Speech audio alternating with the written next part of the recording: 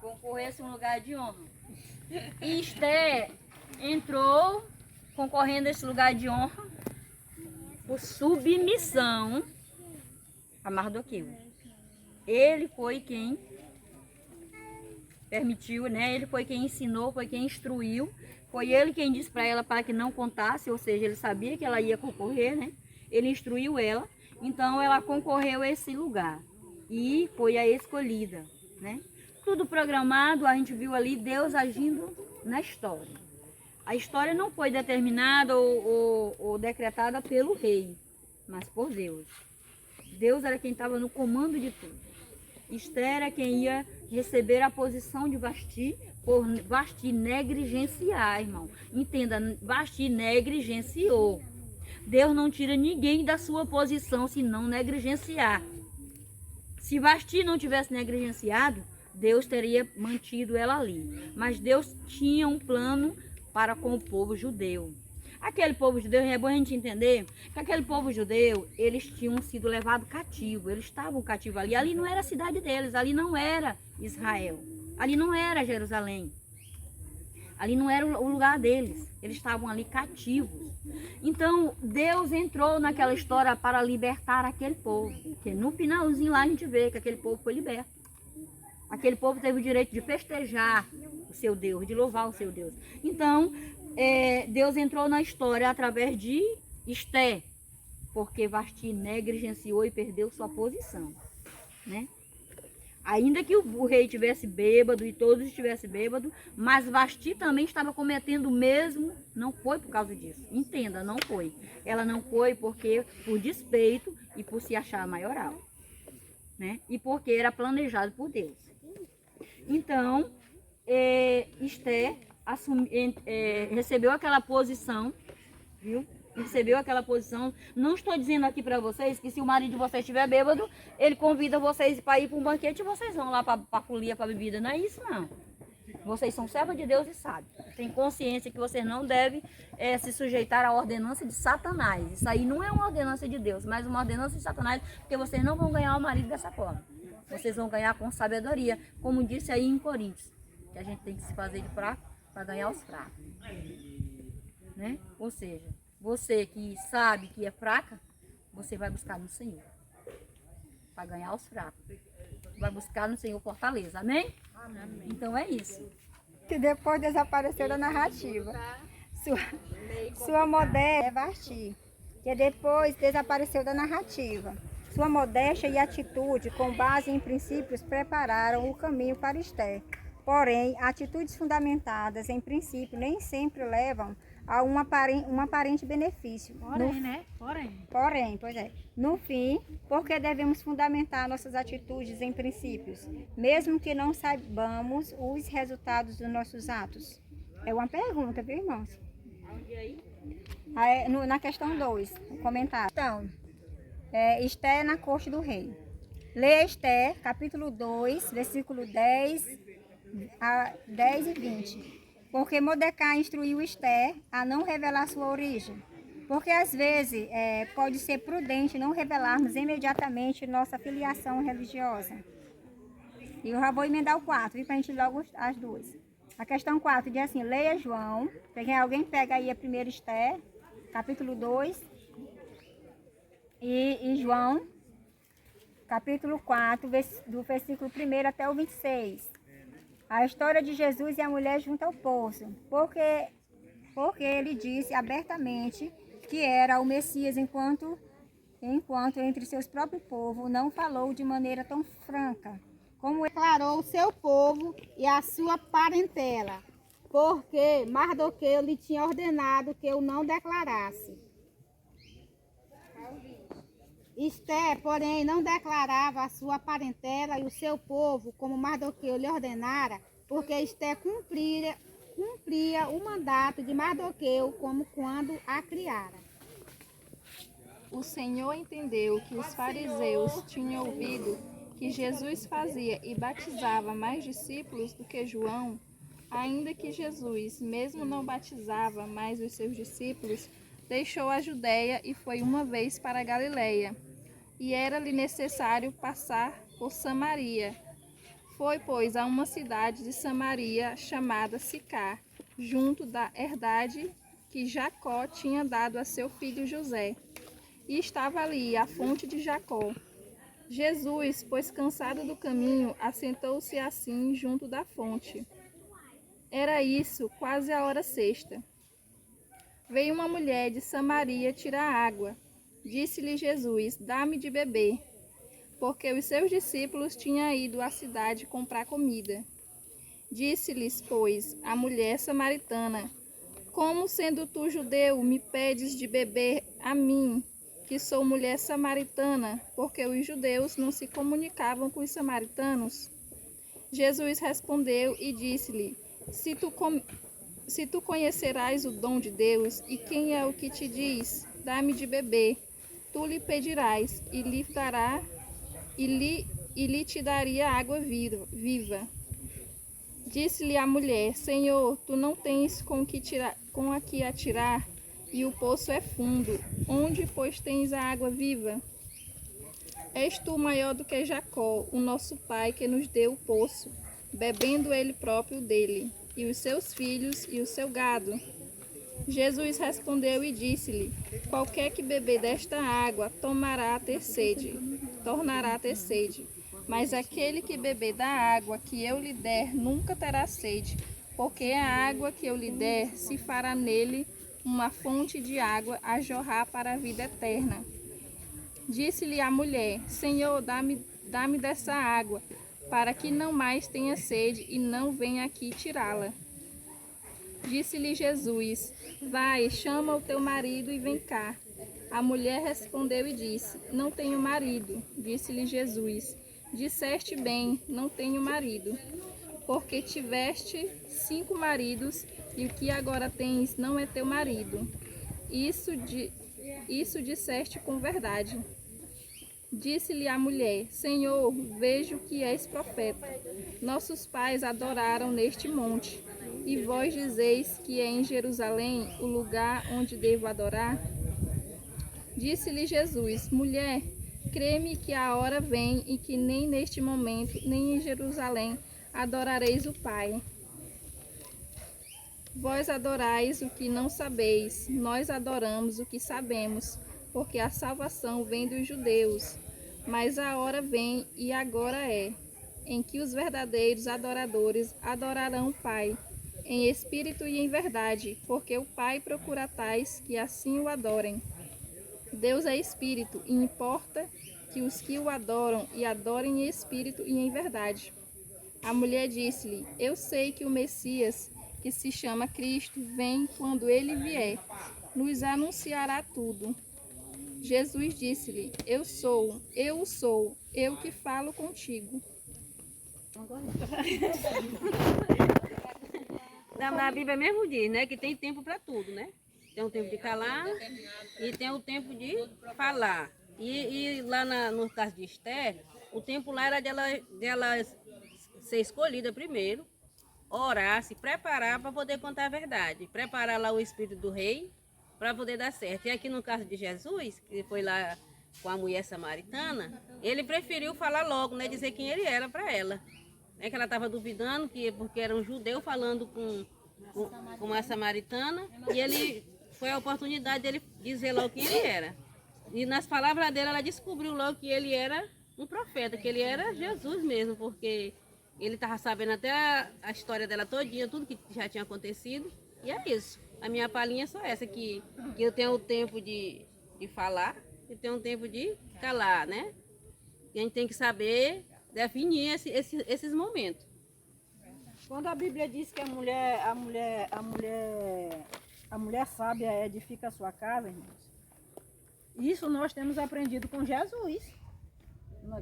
O momento de falar, o momento de ficar calada, né? A Bíblia diz que a mulher naquele tempo só falava quando era permitida. Pois é. Hoje não, graças a Deus que ele quebrou, Jesus ele quebrou essa barreira. Hoje nós temos essa liberdade de falar, mas também falar com sabedoria, não como uma louca, como uma sem entendimento, né? Porque é como a irmã falou ainda agora, o teu marido é do mundo, é mundano. Aí ele vai fazer um banquete lá, mas um bocado de bêbado também. Aí tu vai ter que ter sabedoria para lidar com essa situação. E sem, porque a Bíblia diz que nós temos que obedecer o nosso marido pela palavra de Deus e não por ele, né? Fazendo o que ele quer. Como eu tinha uma vizinha que ela é crente e o marido dela não é, e é um marido bem rebelde mesmo. E toda a folia, ela estava lá dentro que disse que era para agradar o marido, que era para ganhar o marido. A última vez que ela foi, para as farras mais ele, como crente e ele como bebedor de cachaça, ela arrumou um problemão, uma doença, quase ela morre. E aí eu fui lá onde ela e disse para ela, eu digo, minha irmã, essa não é a maneira de você ganhar seu marido para Jesus. A senhora vai ter que orar, jejuar, fazer outras estratégias, porque a gente tem as nossas armas de lutar contra o inimigo, né? E edificar a nossa casa. E aí ela deixou, pelo menos isso ela acatou, ela deixou de acompanhar ele nas bebedeiras, nas farras dele. E tá lá batalhando até hoje, lutando para ganhar esse marido para Jesus. Irmãos, se servimos ao Senhor, conhecemos a palavra, como a irmã falou, a nossa arma é a palavra. Você tem que lutar pela palavra de Deus. Não adianta você dizer assim, eu vou ficar linda, eu vou ganhar meu marido para Jesus. Não, Esther era linda. Né? Esther era linda. Vasti também era linda. Né? Mas o marido dela estava lá no erro, né? No banquete. Claro que eles eram pagãos. E, não, vou fazer isso porque eu tenho que ficar bela para o meu marido para segurar meu casamento. Segura não. Segura não. Você pode fazer o que quiser. Agora, se você buscar pela palavra de Deus, aí sim você poderá ter sucesso, né? Você tem a certeza de sucesso.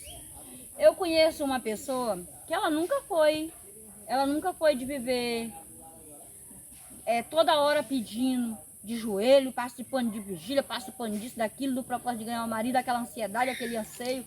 Ela nunca foi. Sabe como é que ela ganhou o marido dela?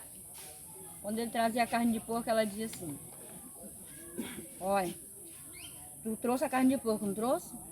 Mas eu vou te mostrar que é errado. Pegou a Bíblia, pegava a Bíblia. Vou ler pra tu, ouve aí, meu filho, meu amor.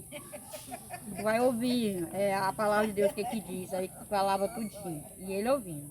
E ele, carne de porco, toda vez. E ela, eu não posso pegar, eu não posso tratar, eu não posso fazer, tá vendo aqui, ó, é aqui, ó, mostrando. Quando ele dizia assim, vou vir ali, vou fazer isso assim, assim, a palavra de Deus disse assim, assim, assim. Quando era para jejuar, que ela tinha que jejuar, e ele dizia assim, não, hoje à noite vai acontecer. A palavra de Deus diz assim, aqui está dizendo que você tem que separar a mulher, não pode ter nada com o marido, isso aqui é Deus, tu vai entrar? Toda vez ela mostrava. Então ela evangelizava, irmão. Amor, meu filho escuta aqui, meu filho ouve aqui. Isso aí, a mulher tem esse poder, irmão. Persuasivo de convencer.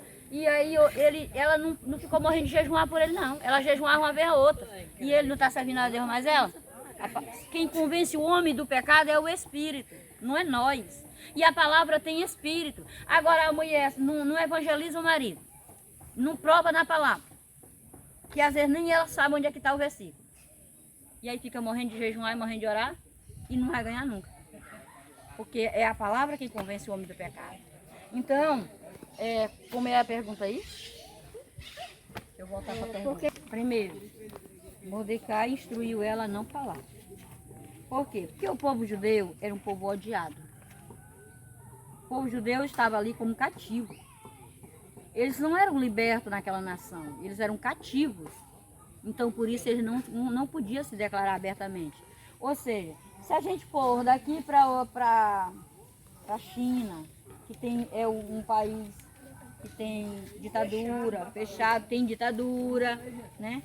Um país que tem a ditadura, Cuba, China, esses lugares aí. Você como cristão, você tem que andar com cuidado. E não sair declarando abertamente que você é cristão, não. Você não pode sair abertamente falando, até porque você está em terra alheia. Você está em terra alheia, você não está no seu país. Você não tem liberdade para sair pregando, fazendo e acontecendo, porque lá tem lei, lá tem regra, do jeito deles. Não vão se sujeitar à sua lei, à sua regra.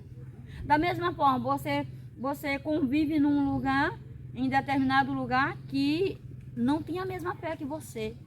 Então você tem que ser sábio, você não tem que chegar e ficar se declarando, olha, eu sou cristão, eu sou evangélico. Ah, você não pode fazer isso. Você tem que esperar o momento que alguém lhe pergunte, ó, qual é a tua fé, né? De que religião tu participa, né? Para você poder se abrir. Essa foi a causa que Mardoqueu mandou que ela se calasse, que ela não falasse, ou seja, ela tinha princípio, ela foi instruída, ensinada, ela era obediente, uma jovem obediente ao pai de criação, então ela não declarou. Ela não declarou porque não podia declarar, porque a vida no palácio era outra, era totalmente diferente. E ela estava também concorrendo a uma posição, ela não podia se declarar, porque ela era judia. Amém? E ali no caso de Jesus, ele já sabia, porque quem ia contestar com Jesus ali, dele conversar com aquele poço, com aquela mulher? Então ali foi a oportunidade que ele teve de falar para aquela mulher e dizer para e se revelar quem ele era, porque ele era Jesus, porque ele sabe tudo, porque ele pode tudo, né? Estava ali naquele propósito, de Né? poder pregar ao samaritano. Com Ele certeza, conhecia da ele rixa conhecia. que tinha, ele conhecia a desavença que tinha entre samaritanos e judeus. Ele sabia, mas ele queria se declarar para uma outra nação, ou seja, porque Jesus veio nesse propósito de unir, de unificar, de trazer Dessa atitude de ocultação, especialmente numa época em que o povo judeu não estava sobre ameaça. Será que ela não poderia ter sido uma testemunha de seu Deus para esses pagãos, se tivesse sido clara sobre quem era e sobre o Deus a quem adorava? Ou se poderia argumentar que os judeus não tinham credibilidade na corte persa, e que se Esther tivesse revelado sua etnia, isso a teria impedido de obter acesso ao rei quando fosse pleitear por seu povo. Contudo, parece que mesmo antes de ter ocorrido a ameaça, Mordecai já havia divertido Esther a não revelar sua identidade. O fato que a Bíblia não nos revela a razão das palavras de Mordecai a Esther. Contudo, como podemos ver pelo exemplo de Jesus, não é preciso que alguém revele tudo imediatamente em todas as circunstâncias. A prudência é uma virtude. No entanto, porque Jesus falou tão abertamente à mulher junto ao poço e não ao seu próprio povo? Era muito mais reservado quando falava com eles, aquilo que fora retido aos judeus e que os discípulos haviam recebido recomendação de guardar em segredo, foi a ela revelado. Jesus viu que ela empregaria seu conhecimento em levar outros a compartilhar de sua graça. E muita gente fica assim, não é porque omitir, vai omitir para não ter confusão, não ter briga, porque a gente vê que religião causa briga, confusão, discussão, né? Tudo isso causa religião, né? Então, por mim, eu fico calada na minha, mas se me perguntar, eu respondo, falo, né, de onde eu sou, defendo a doutrina, mas para debater, eu não debato, eu saio até do lugar, eu não debato, não discuto, né? Por isso muita gente se omite, né, de dizer, de falar. E sobre Esther, irmão, aqui tem um momento certo de falar, né? Ela foi se preparar, né? Foi orar. Quando o rei ali soube que era judia, né? Judia, né? E ali a gente vê que ele ficou espantado, né? Mas os outros também, mas ficou do lado dela, né? Ficou do lado dele quando ela ordenou, né? Que o povo jejuasse, né? Até as crianças de peito. A gente vê a mão de Deus trabalhando, né? O agir de Deus, até dentro do palácio mesmo, né? O rei se comoveu, os servos dela ficaram comovidos, foram até orar com ela também, né? Oraram com ela. Então aí foi o momento certo. Se ela tivesse falado antes, ela tinha nem ganhado, não tinha nem ganhado, tinha perdido. tinha até morrido, né? Sem a ordem dele, ela tinha morrido. Tinha morrido. Ela era a primeira que tinha descido. Então, nós mulheres, teve toda né? Teve que rodear, né? Não, gente. É a estratégia de rodear ali, como é que fazer, né? Que tava na mão dela, né? Mas Deus tava com ela. E nós também temos a nossa estratégia de rodear nosso marido, né? Quando a gente quer alguma coisa, ou falar alguma coisa, a gente caça um jeito. Porque não é de qualquer jeito, tem até confusão e briga, não é? Né? Quem é casado. Tem que ter um jeitinho, vai comendo ali por as beiradas por ali, o homem diz logo o que tu quer logo. Né? Aí a gente fica, não, mais tarde a gente conversa, mais tarde, né? Não tem, nós temos nossos momentos, não tem mulheres que é casada, não tem? Tem. Quando a gente quer pedir algum trocadinho, não tem nossa estratégia de ir lá pro dia e buscar, a gente quer? Mulher consegue tudo. Não é, irmã Raimunda?